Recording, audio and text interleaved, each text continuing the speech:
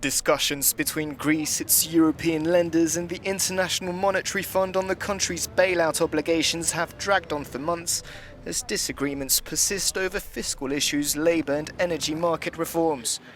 A few days ago, the European Commissioner for Economic and Financial Affairs, Pierre Moscovici, was in Athens, where he met Alexis Tsipras, who's been losing support from the people of Greece and even within his own political party.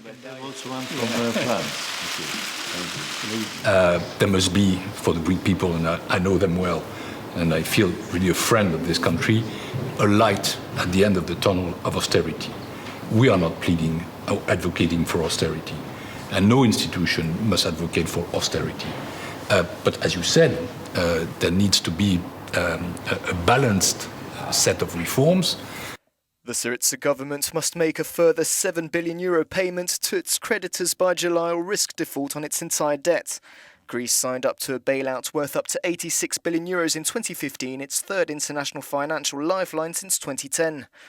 The IMF has repeatedly expressed doubts that a primary budget surplus target of 3.5% over 10 years, which the EU and Greece initially signed up to, can be achieved without Athens resorting to further austerity or without substantial debt relief. Instead, it has suggested a less ambitious target of 1.5%. Greece, which has had testy relations with the IMF since its first bailout in 2010, has singled out the fund for criticism over its austerity viewpoint, rather than the EU partners who are resisting debt relief.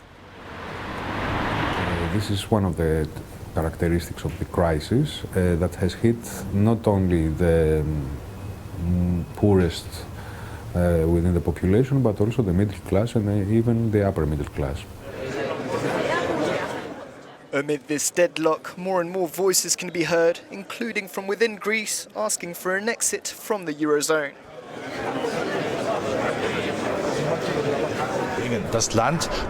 The country isn't getting anywhere in the Eurozone and everybody knows it.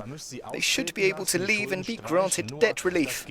However, debt relief in an election year in Germany will never work politically, and should the Greeks leave the Eurozone, in a Europe that has already been weakened, Grexit would be the first domino to fall.